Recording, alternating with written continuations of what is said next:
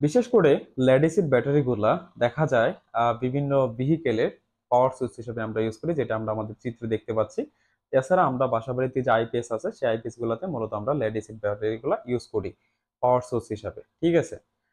তো একটা lead acid ব্যাটারির কার্যকারিতা যদি আমরা একটু দেখি, সেই ক্ষেত্রে এলিমেন্ট গুলা যদি দেখি, সেই ক্ষেত্রে ব্যাটারি কেসিং থাকে, তারপর একটা positive terminal, negative terminal, sulphuric acid থাকে ইলেকট্রোলাইট হিসাবে, সালফিউরিক অ্যাসিডের একটা দ্রবণ, ক্যাথোড থাকে, অ্যানোড থাকে, এবং একটা 12 ভোল্টের যদি ব্যাটারি চিন্তা করা হয়, সেক্ষেত্রে এখানে কিন্তু টোটাল আমাদের 6টা সেল থাকে, এবং প্রত্যেকটা সেলে আপনার 2 ভোল্ট করে উৎপন্ন করলে এভাবে আমরা টোটাল সিরিজে যত সংযুক্ত থাকে সেক্ষেত্রে আমাদের টোটাল ভোল্টেজটা হয় 12 ভোল্ট। আচ্ছা, আমরা যদি এই ব্যাটারির যে কার্যকারিতা যদি স্যার আমরা একটু দেখি, সেক্ষেত্রে একটু চিন্তা করেন একটা ব্যাটারি কিভাবে ইলেকট্রিসিটি প্রোভাইড করে। অর্থাৎ আমরা যে লেডটা এখানে ইউজ করতেছি, এই লেডটা এনোড হিসেবে কাজ করে, এবং কেথোড হিসেবে আমাদের কিন্তু কাজ করতেছে স্যার লেড ডাইঅক্সাইড। তো এই লেডটা আমাদের যেহেতু এনোড হিসেবে কাজ করতেছে, তার মানে এখানে কিন্তু ইলেকট্রন গুলা লোডের মাধ্যমে, সেটা লোডটা যদি লাইট হয় বা ফ্যান যাই কিছু হোক, সেটার মাধ্যমে কিন্তু দেখেন ফ্লো হয়ে কেথোডে চলে যাচ্ছে। মানে কেথোডে কিন্তু ইলেকট্রনটা বেশি হয়ে যায়, এনোডে ইলেকট্রনটা কম হয়ে যায়। বাট আমরা যদি এটা চার্জিং প্রসেসটা চিন্তা করি, দেখেন যখন চার্জ হয় তখন ঠিক তার রিভার্স প্রসেসটা এখানে সংঘটিত হয়। তো এইখানে আমরা দেখবো লেড এসিড ব্যাটারির যে ফুড টোটাল ইকুয়েশনটা আপনি একটু খেয়াল করেন। দেখেন এনোডের মধ্যে যে লেডটা ছিল, সেই লেডটা ব্যাটারি যে সালফিউরিক অ্যাসিড ছিল, সেই সালফিউরিক অ্যাসিডের সালফেটের সাথে সংযুক্ত হয়ে লেড সালফেট উৎপন্ন করতেছে। অপরদিকে আমাদের যে ক্যাথোডের মধ্যে লেড ডাইঅক্সাইড ছিল, সেই লেড ডাইঅক্সাইডটাও একইভাবে লেড সালফেট উৎপন্ন করতেছে এবং পানি উৎপন্ন করতেছে। যখন ডিসচার্জিং প্রসেসটা চলে, তখন কিন্তু ব্যাটারির মধ্যে যে সালফিউরিক অ্যাসিডের ঘনত্বটা থাকে, সেই ঘনত্বটা কমে যায়। ঠিক আছে।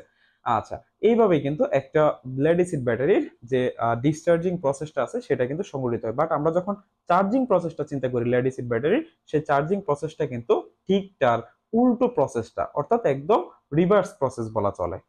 এই যে এখন আমরা যে ফিগারটা দেখতে পাচ্ছি, সেটা হচ্ছে স্যার আমাদের এনোটের মধ্যে যে কার্যকারিতা সংঘটিত হয় যখন আমরা ডিসচার্জিং করি। দেখেন লেডটা প্রথমত 2টা ইলেকট্রন ত্যাগ করে আপনার সালফেটের সাথে সংগঠিত সালফেটের সাথে যুক্ত হয়ে যাচ্ছে, অর্থাৎ লেড সালফেট গঠন করে ফেলছে। এটা হচ্ছে আমাদের এনোট ইকুয়েশন। আমরা যদি ইকুয়েশনটা দেখি, lead plus sulphate 2 minus is equal to lead sulphate plus 2টা ইলেকট্রন, অর্থাৎ এখানে 2টা ইলেকট্রন উৎপন্ন হলো। অপরদিকে যদি আমরা কেথোডের মধ্যে ইকুয়েশনটা দেখি, কেথোডের মধ্যে কেথোড হিসেবে কিন্তু আমরা লেড ডাইঅক্সাইড হিসেবে ইউজ করছি। সো এই লেড ডাইঅক্সাইড ব্যাটারির ইলেকট্রোলাইটের মধ্যে যে সালফেটটা ছিল এবং পাশাপাশি যে হাইড্রোজেন আয়ন, তাদের সাথে দেখেন এই যে সালফেট কি করছে, ইলেকট্রন ত্যাগ করছে। ওই ইলেকট্রন গুলো হাইড্রোজেন প্লাস এবং অক্সিজেন গ্রহণ করে, হাইড্রোজেন প্লাস গ্রহণ করে আপনার কিন্তু পানি তৈরি করছে। তো এইভাবেই ব্যাটারির মধ্যে ইলেকট্রিসিটি তৈরি হয়েছে। ইলেকট্রিসিটি মানেই হচ্ছে কিন্তু ইলেকট্রনের প্রবাহ। যে ইলেকট্রন প্রবাহটা কোথা থেকে চলে স্যার? এনোড থেকে ক্যাথোডের দিকে। বাট যখন আমরা রিচার্জিংটা চিন্তা করবো বা যখন আমাদের চার্জিংটা হয়, ঠিক সেই সময় কিন্তু উল্টো প্রসেসটা সংঘটিত হয়। এটাই হচ্ছে কিন্তু স্যার আমাদের লেড এসিড ব্যাটারির মোট টোটাল যে কার্যকারিতা আছে সেটাই।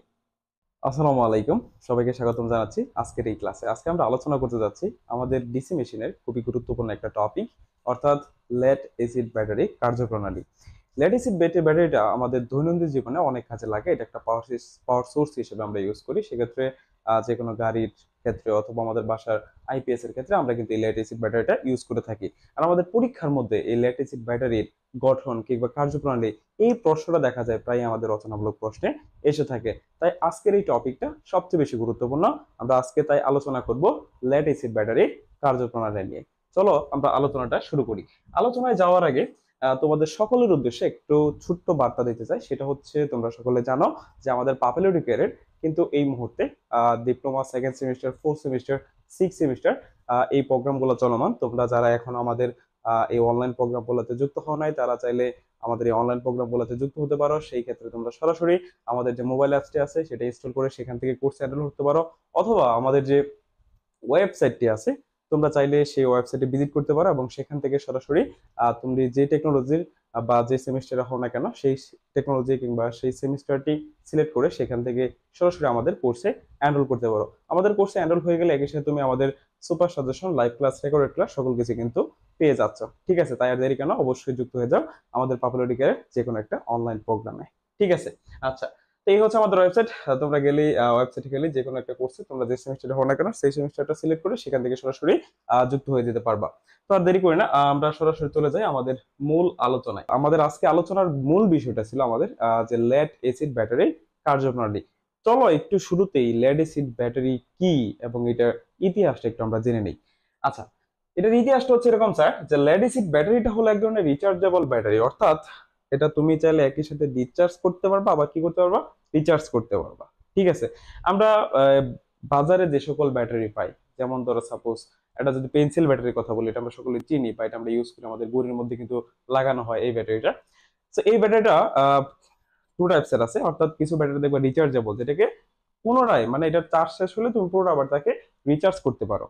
আর এমন কিছু ব্যাটারি আছে যেগুলো রিচার্জেবল নয়, যেগুলোকে তুমি রিচার্জ করতে পারো না। ঠিক আছে, তো এই লেড এসিড ব্যাটারিটা হচ্ছে one kind of rechargeable battery.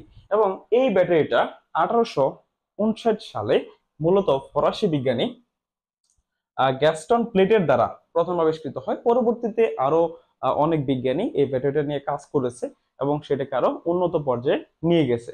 ঠিক আছে, তো লেড এসিড ব্যাটারি মানে হচ্ছে যেখানে লেড থাকবে এবং লেডের সাথে ইলেকট্রোলাইট মানে সেক্ষেত্রে এসিড থাকে। যেহেতু আমি বলতেছি লেড এসিড ব্যাটারি, অর্থাৎ লেড মানে সীসা, বাংলাতে আমরা সীসা বলি, যে লেড এবং যে এসিডটা আছে সালফিউরিক অ্যাসিড, এদের সমন্বয়ে একটা রিচার্জেবল ব্যাটারি। তুমি জাস্ট এইটুকু বলতে পারো লেড এসিড ব্যাটারিটা কি। লেড এসিড ব্যাটারিটা হচ্ছে লেড এবং সালফিউরিক অ্যাসিড তারা গঠিত একটা ব্যাটারি, জাস্ট এনাফ। আচ্ছা, তো এখানে সকল কিছু লেখা আছে, তুমি চাইলে একবার একটু রিডিং করে নিতে পারো যে আধুনিক রিচার্জেবল ব্যাটারির তুলনায় সীসা লেড এসিড ব্যাটারির শক্তির ঘনত্ব তুলনামূলক অনেক কম থাকে। ঠিক আছে, আমরা বর্তমানে যে সকল ব্যাটারি দেখতে পাই, তুমি লিথিয়াম আয়ন ব্যাটারি দেখতে পারো, ফুয়েল সেল ব্যাটারি দেখতে পারো, এই ব্যাটারিগুলোর শক্তি কিন্তু অনেক বেশি থাকে, বাট লেড এসিড ব্যাটারিটার শক্তি একটু কিন্তু তুলনামূলকভাবে কম। যাই হোক, আমরা আজকে আমাদের যে মূল আলোচনা সেটাতে আমরা চলে যাই সরাসরি। আচ্ছা, প্রথমত স্যার আমরা একটু লেড এসিড ব্যাটারিটা দেখে নিই। আচ্ছা, তো প্রথমে বলছিলাম যে স্যার আমরা এই লেড এসিড ব্যাটারিটাকে কি কাজে ইউজ করি। দেখবা লেড এসিড ব্যাটারি গুলাকে আমরা কিন্তু মূলত ইউজ করি হচ্ছে বিভিন্ন গাড়ির ক্ষেত্রে। গাড়ির মধ্যে কিন্তু আমরা লেড এসিড ব্যাটারি ইউজ করি, কারণ ইঞ্জিন স্টার্ট দেওয়ার জন্য যে প্রাইমারি সোর্সটা দরকার, সেই প্রাইমারি এনার্জি সোর্স হিসাবে আমরা লেড এসিড ব্যাটারিটা ইউজ করি। যে কোনো ইঞ্জিন স্টার্ট দেওয়ার জন্য একটা ব্যাটারির পাওয়ার সোর্সের সাহায্য দরকার, সেই পাওয়ার সোর্সটা হিসেবেই আমরা লেড এসিড ব্যাটারিটাকে ব্যবহার করে থাকি। আচ্ছা, তো এখানে দেখানো হয়েছে যে একটা ধরো প্রাইভেট কার, সেই প্রাইভেট কারের মধ্যে এটার যে এনার্জি সোর্সটা আছে সেই এনার্জি সোর্স হিসাবে আমরা কিন্তু এখানে স্যার ব্যাটারিটা ইউজ করতেছি, যাতে ব্যাটারি এটা একটা পাওয়ার সোর্স হিসেবে কাজ করবে এবং সে প্রাইমারি যে এনার্জিটুকু আছে ইঞ্জিন স্টার্ট দেওয়ার জন্য সেই এনার্জিটুকু সে সাপ্লাই দিবে এবং ইঞ্জিনটা স্টার্ট হবে। আচ্ছা, তো প্রথমত আমরা একটু ব্যাটারির গঠনটা দেখি। তোমরা যদি লেড এসিড ব্যাটারিটা খেয়াল করো, তাহলে ব্যাটারির ইনার পার্টটা কিন্তু এরকম থাকে আর আউটার পার্টটা সকলেই দেখি বা আমরা এটা জানি যে কিরকম থাকে। তো আমরা যদি 12 ভোল্টের একটা লেড এসিড ব্যাটারি চিন্তা করি, আমরা যদি 12 ভোল্টের একটা লেড এসিড ব্যাটারি চিন্তা করি, তাহলে খেয়াল করো এটার ভিতরে 6টা সেল থাকে। কয়টা সেল থাকে? 6টা সেল। প্রত্যেকটা সেল স্যার 2 ভোল্ট করে যদি তুমি চিন্তা করো, তাহলে টোটাল কত হয়? 12 ভোল্ট হয়ে যায়। ঠিক আছে, আচ্ছা, এটা একটা লেড এসিড ব্যাটারি। আচ্ছা, তো এইখানে কিছু বিষয় আছে, বা একটা লেড এসিড ব্যাটারির মধ্যে যে তার কি কি উপাদান থাকে, এলিমেন্ট গুলা থাকে, আমরা যদি দেখি, দেখো এখানে একটা, অর্থাৎ প্রথম প্রাথমিকভাবে আমরা যদি চিন্তা করি, আমরা যদি একটু ডিপলি চিন্তা করি, তাহলে দেখো এখানে প্রথমত তার দুইটা পার্ট থাকে। একটা হচ্ছে পজিটিভ পার্ট, অর্থাৎ একটা পজিটিভ টার্মিনাল, এই যেটা হচ্ছে স্যার তার পজিটিভ টার্মিনাল, যেখানে আমরা যে লোডটা থাকে সেই লোডের পজিটিভ প্রান্তটা আমরা মূলত এই পজিটিভ ব্যাটারির পজিটিভ টার্মিনালের সাথে অ্যাড করে দেই। এবং এটা হচ্ছে ব্যাটারির নেগেটিভ টার্মিনাল, যেখানে আমরা আমাদের যে লোড, সেটা হোক লাইট, বাল্ব, যাই কিছু হোক, ফ্যান, সেগুলো নেগেটিভ যে প্রান্তটা অ্যাড করি এই যে এই প্রান্তের সাথে ব্যাটারি। ঠিক আছে, আচ্ছা, তারপরে খেয়াল করো এই যে এইগুলো হচ্ছে কিন্তু স্যার ব্যাটারি সেল, এই যে এইগুলো হচ্ছে কি স্যার ব্যাটারি সেল। ওকে, এখানে এই সেলগুলো হচ্ছে স্যার আমাদের এনোড এবং এই সেলগুলো হচ্ছে স্যার আমাদের ক্যাথোড। তুমি মাঝখানে একটু কালো অংশের একটা অংশ আছে, দেখো এই যে কালো অংশগুলো আছে, এই কালো অংশগুলোকে আমরা বলি ডিভাইডার অথবা বিভাজক বলি, যাতে একটা সেল অপর একটা সেলের সাথে সংযুক্ত না হয়ে যায় বা সংস্পর্শ না লাগে। এবং তার মাঝখানে আমরা কি ইউজ করি স্যার?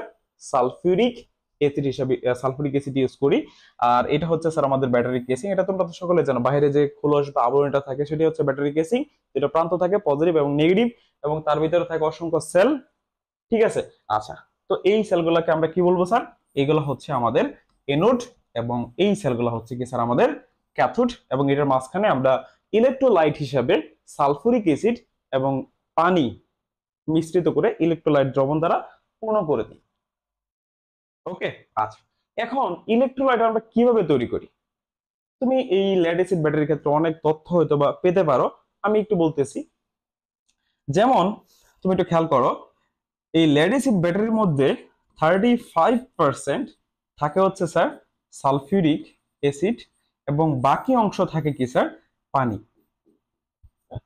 অর্থাৎ 65% পানি থাকে। তাহলে এই যে 35% সালফিউরিক অ্যাসিড এবং 65% পানি, এই দুইটার মিশ্রণ দ্বারাই মূলত গঠিত হয় কি স্যার বলতো? ইলেকট্রোলাইট। এটা দ্বারাই কি গঠিত হয়? ইলেকট্রোলাইট তৈরি করা হয়। এবং এই ইলেকট্রোলাইট দ্বারাই কিন্তু এই ব্যাটারির সেলগুলো পরিপূর্ণ থাকে, ব্যাটারিটা পরিপূর্ণ থাকে। আমাদের ব্যাটারির মধ্যে কিন্তু মাঝে মাঝে অ্যাসিড ভরতে হয়, তাই না? আচ্ছা, আশা করি আমরা একটা ব্যাটারির কি কি এলিমেন্ট থাকে, উপাদান থাকে, এই বিষয়টা আমাদের ক্লিয়ার। তো চলো এখন আমরা এই ব্যাটারির কার্যপ্রণালীটা নিয়ে আমরা একটু আলোচনা করি। আমরা শুরুতেই চলে যাব এটার রিয়াকশনের মধ্যে, তারপরে আমরা এটা নিয়ে একটা আলোচনা করব। শুরুতে আমরা চলে যাব কি স্যার? এটার রিয়াকশনের মধ্যে। একটু খেয়াল করো স্যার, রিয়াকশনটা একটু জাস্ট দেখো।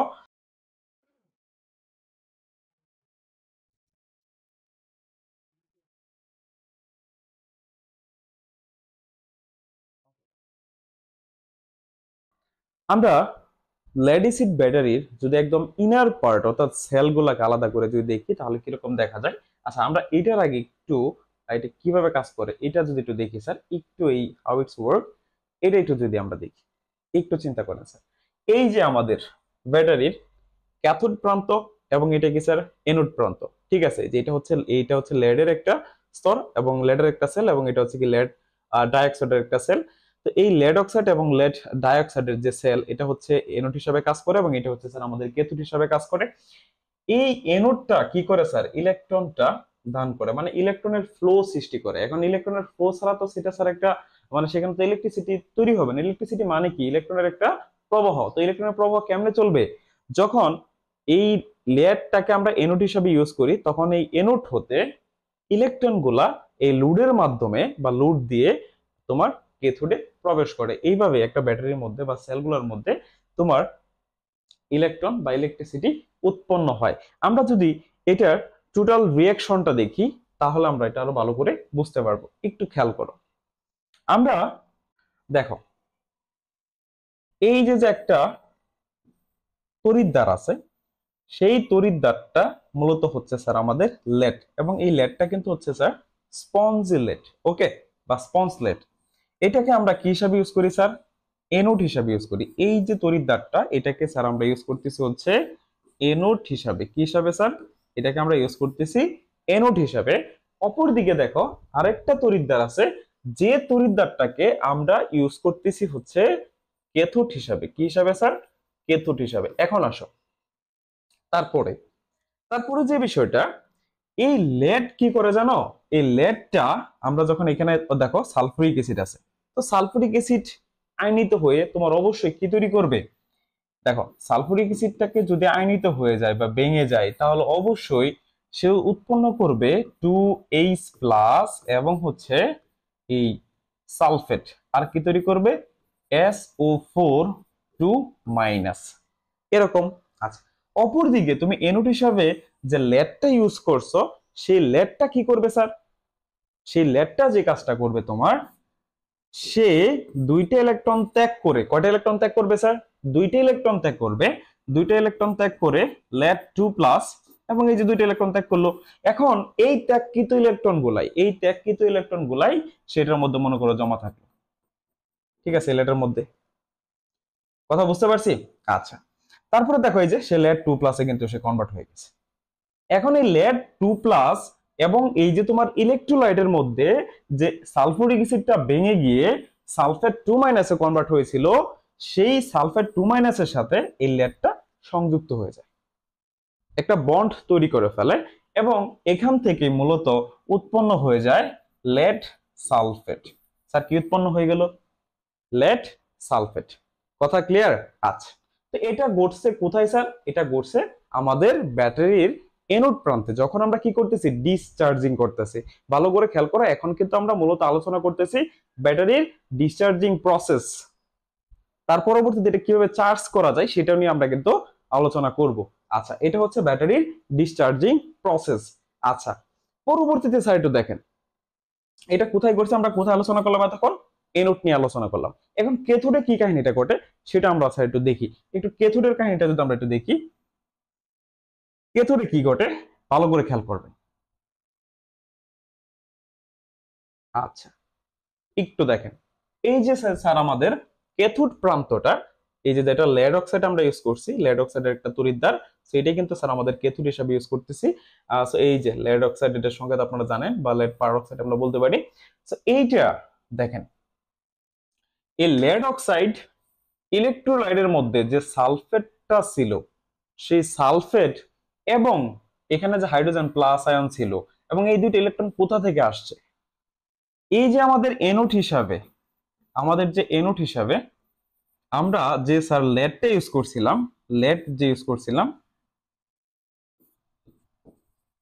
আমরা যে লেড ইউজ করছিলাম, সেই লেড যে দুইটা ইলেকট্রন ত্যাগ করছিল, ওই দুইটা ইলেকট্রন লোডের মাধ্যমে সরাসরি কিন্তু কোথায় চলে গেছে স্যার? আমাদের ক্যাথোডের মধ্যে।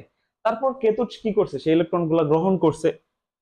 গ্রহণ করার পরে এই দুইটা ইলেকট্রন, এই দুইটা ইলেকট্রনের আমরা কার্য এখানে দেখতেছি, দেখেন তখন কি ঘটে স্যার? এই দুইটা ইলেকট্রনের মধ্যে, এই দুইটা ইলেকট্রন এবং এই সালফেট, হাইড্রোজেন প্লাস এবং এই লেড অক্সাইড, এদের মধ্যে একটা কেমিক্যাল রিঅ্যাকশন সংঘটিত হয়, একটা রাসায়নিক বিক্রিয়া সংঘটিত হয়, এবং রাসায়নিক বিক্রিয়া সংঘটিত হওয়ার মাধ্যমে সেখান থেকে উৎপন্ন হয় আপনার এই লেড সালফেট, লেড সালফেট, এবং হচ্ছে কি স্যার? এই যে পানি তৈরি হয়। কথা বুঝতে পারছি? এখান থেকে এই লেড সালফেট এবং কিন্তু জলীয় বাষ্পটা তৈরি হয়। তাহলে আপনি যখন ডিসচার্জিং করতেছেন, যখন আপনি ডিসচার্জিং করতেছেন, তখন এনোডে কি ঘটলো এবং ক্যাথোডে আমাদের কি ঘটলো সেই বিষয়টা আমরা খুব সুন্দর করে দেখে ফেললাম। অর্থাৎ আমাদের ব্যাটারির মধ্যে, আমাদের ব্যাটারির মধ্যে, আমাদের এই ব্যাটারির মধ্যে কি ঘটে সেই বিষয়টা আমরা দেখে ফেললাম, যে আমাদের এনোডের মধ্যে কি ঘটে এবং ক্যাথোডের মধ্যে কি ঘটে সেই বিষয়টা আমরা দেখে ফেলেছি। কিরকম দেখে ফেলেছি? এনোডটা ইলেকট্রন ত্যাগ করতেছে এবং সেই দুইটা ইলেকট্রন এই ক্যাথোডে যাচ্ছে। ক্যাথোডে যাওয়ার পরে সেই লেড অক্সাইড এবং হচ্ছে সালফেট এবং হাইড্রোজেন প্লাস, এরা কি করতেছে? এখানে যে অক্সিজেনটা আছে সেই অক্সিজেনের সাথে বন্ধন তৈরি করে আপনার পানি, তারপর লেড সালফেট এরকম উৎপন্ন করতেছে। মানে এখানে যে আমাদের সালফুরিক অ্যাসিডটা ছিল, সেই সালফুরিক অ্যাসিডটা ভ্যানিশ হয়ে যাচ্ছে। যখন ডিসচার্জিং হয় তখন কিন্তু সালফুরিক অ্যাসিডের ঘনত্বটা কমে যায়, সালফুরিক অ্যাসিড থাকে না, সেখানে জলীয় বাষ্প উৎপন্ন হয়ে যায়। এটা হচ্ছে যখন আমরা ডিসচার্জিং করি। তাহলে যখন আমরা স্যার এটাকে চার্জ করব তখন কি ঘটবে? যখন আমরা এই ব্যাটারিটাকে চার্জ করব তখন কিন্তু তার উল্টা প্রসেসটা ঘটবে।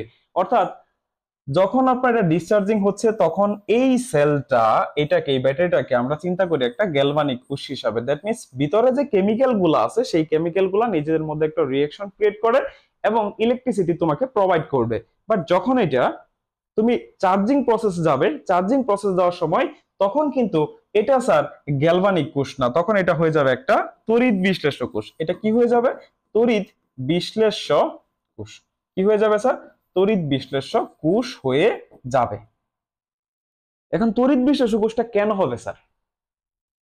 কারণ হচ্ছে আপনি এই ব্যাটারিটাকে যখন আবার রিচার্জ করবেন তখন অবশ্যই এখানে যে আমাদের স্যার সালফুরিক অ্যাসিডটা ভেঙে গেছে, সালফুরিক অ্যাসিড ভেঙে গিয়ে আমাদের লেড সালফেট উৎপন্ন হয়েছে এবং পানি উৎপন্ন হয়েছে, অর্থাৎ সালফুরিক অ্যাসিডের ঘনত্বটা কমে গেছে। তাহলে এই সালফুরিক অ্যাসিডটা আমার অ্যাড করা লাগতেছে না, ঘনত্ব করতেছে না। তাহলে এটা আমি কিভাবে করব? তখন এটাকে আমার চিন্তা করতে হবে তড়িৎ বিশ্লেষ্য কোষ। অর্থাৎ তখন যে কাজটা ঘটবে সেখানে দেখেন, তখন অর্থাৎ এটা ঠিক উল্টো প্রসেসটা ঘটবে। কি ঘটবে? উল্টা প্রসেসটা ঘটবে। আমি একটা এক্সাম্পল দিই, দেখেন কিভাবে এটা আমাদের চার্জ হয়। এই যে যখন ডিসচার্জিং আমরা চিন্তা করতেছি, কি চিন্তা করতেছি স্যার? যখন ডিসচার্জিং হচ্ছে তখন এনোড থেকে ইলেকট্রন গুলা সরাসরি দেখেন লোডের মাধ্যমে ইলেকট্রিসিটি ফ্লো হয়ে অর্থাৎ ক্যাথোডে চলে যাচ্ছে। বাট আমরা যখন চার্জিং প্রসেসটা চিন্তা করব, এটা কিভাবে চার্জ হয় সেটা একটু আমরা স্যার দেখি। চার্জিং হওয়ার সময় দেখেন ঠিক তার উল্টো প্রসেসটা করতেছে, অর্থাৎ এই ইলেকট্রন গুলো আমরা কোথায় নিয়ে আবার জমা করতেছি, আমাদের এই এনোডের মধ্যে। এটা জাস্ট এমনি বোঝাচ্ছে, বাট আমরা যদি টোটাল প্রসিডিউরটা দেখি স্যার, দেখেন এটা আমাদের যখন ডিসচার্জিং হয়েছিল তখন এটা আমাদের এনোডের মধ্যে সংঘটিত হয়েছিল। আচ্ছা, তারপরে স্যার ক্যাথোডের মধ্যে আমাদের এই প্রক্রিয়াটা সংঘটিত হয়েছিল। আমরা যদি একটু দেখি স্যার, যেটা আমি মুখে বললাম সেই প্রক্রিয়াটা কিন্তু এখানে দেখানো হচ্ছে। আচ্ছা, এখন আপনাদেরকে বলছিলাম যে চার্জিং প্রসিডিওরটা আসলে কি, যখন চার্জ হবে ব্যাটারিতে, যখন চার্জ আমরা করব তখন তখন ঠিক আমরা কি করব, এই এনোডটাকে চার্জ হওয়ার সময় ক্যাথোড হিসাবে কাজ করবে। এনোডটা চার্জ হওয়ার সময় ঠিক বিপরীত প্রসিডিওরটা যেহেতু সংঘটিত হবে, সেই জন্য আপনার যখন আমরা চার্জিং প্রসেসটা চিন্তা করব, চার্জিং এর সময় এই বিক্রিয়াটা কোথায় ঘটছিল স্যার, ডিসচার্জিং এর সময় এটা ঘটছিল স্যার আমাদের এনোডের মধ্যে। দ্যাট মিন্স এই বিক্রিয়াটা ঘটবে ক্যাথোডের মধ্যে। যখন চার্জ হবে, যখন চার্জিং, যখন আপনি চার্জ করতেছেন ব্যাটারিটাকে, তখন এনোডে যে বিক্রিয়াটা সংঘটিত হয় সেটা কোথায় সংঘটিত হয়ে যাবে, ক্যাথোড। অর্থাৎ চার্জিং এর সময় ঠিক উল্টা প্রসেসটা ঘটে। আপনি ডিসচার্জিং এর সময় যে প্রক্রিয়াটা দেখছেন সেই প্রক্রিয়াটা কোথায় ঘটবে, তার উল্টা প্রক্রিয়াটা ঘটবে। অর্থাৎ এটা যদি ডিসচার্জিং এর সময় এনোডে ঘটে থাকে, তাহলে চার্জিং এর সময় এই প্রক্রিয়াটা কোথায় সংঘটিত হবে, ক্যাথোডে সংঘটিত হবে। দ্যাট উল্টা প্রসেসটা, খালি জাস্ট এটা উল্টাই লিখে দেন স্যার। কথা ক্লিয়ার? এই যে আপনি দুইটা ইলেকট্রন দিচ্ছেন, দুইটা ইলেকট্রনের মাধ্যমে এই লেড সালফেটটা ভেঙে গিয়ে এই লেড উৎপন্ন হয়েছে এবং সেখান থেকে কি তৈরি হয়েছে স্যার, সালফেট আয়ন তৈরি হয়েছে। কথা ক্লিয়ার? মানে বিপরীত প্রসেসটা সংঘটিত হচ্ছে। এটা কোথায় সংঘটিত হবে, ক্যাথোডের মধ্যে, যখন চার্জিং করতেছি আমরা। তারপরে স্যার আমরা একটু এনোডে কি ঘটে সেটা একটু দেখি। ক্যাথোডে ঘটলো এটা আমরা জানলাম, এখন এনোডে দেখি আমরা, কারণ চার্জিং এর সময় ক্যাথোডটাই এনোড, এনোডটাই ক্যাথোড। ওকে, আচ্ছা। তো যখন আমি চার্জিং করব তখন দেখেন এই আমরা ক্যাথোডে কি হয় সেটা দেখছিলাম। তো এখন এই ক্যাথোডটাই কি হয়ে যাবে স্যার, আমার এনোড হিসেবে কাজ করবে। চার্জিং এর সময় এই যে এই পানি এবং এই লেড সালফেট এটা ভেঙে যাবে, ভেঙে গিয়ে সেখান থেকে লেড অক্সাইড, সালফেট এবং হাইড্রোজেন প্লাস এবং দুইটা ইলেকট্রন উৎপন্ন করবে তখন চার্জ হবে। ঠিক আছে, তার পরবর্তীতে যে আমরা সেখানে কি দেখছিলাম স্যার, যে লেড উৎপন্ন হয়েছিল। ঠিক আছে, পাশাপাশি সেখানে আমাদের সালফেট আয়নটা তৈরি হয়েছিল। তখন এই যে সালফেট এবং এই লেড, সরি হাইড্রোজেন প্লাস, এরা পরস্পরের সাথে যুক্ত হয়ে আপনার সেখান থেকে তৈরি করবে হচ্ছে স্যার সালফিউরিক অ্যাসিড। এবং এই যে দেখেন আমাদের লেড উৎপন্ন হয়ে গেছে, যেটা এখন ব্যাটারির এনোড হিসেবে কাজ করবে। এবং এই যে আমাদের এখানে কি তৈরি হয়ে গেছে স্যার, মানে উল্টা প্রসেসটা চিন্তা করতে হবে। এবং এই যে আমাদের লেড অক্সাইড তৈরি হলো সেটা কিন্তু স্যার আমাদের ক্যাথোড হিসাবে কাজ করবে। তো এইভাবেই একটা ব্যাটারি চার্জ হয় এবং কি হয় স্যার, ডিসচার্জ হয়। তো আমরা আজকের ক্লাসে খুবই গুরুত্বপূর্ণ একটা বিষয়, লেড অ্যাসিড ব্যাটারির যে কার্যপ্রণালী সেটা কিন্তু অলরেডি বুঝে ফেললাম। তো এই রকমের যে কোনো লেকচার ভিডিও পেতে অবশ্যই ফলো করবেন পাপেল এডুকেয়ার ফেসবুক পেজ অথবা ইউটিউব চ্যানেল। সবাইকে ধন্যবাদ।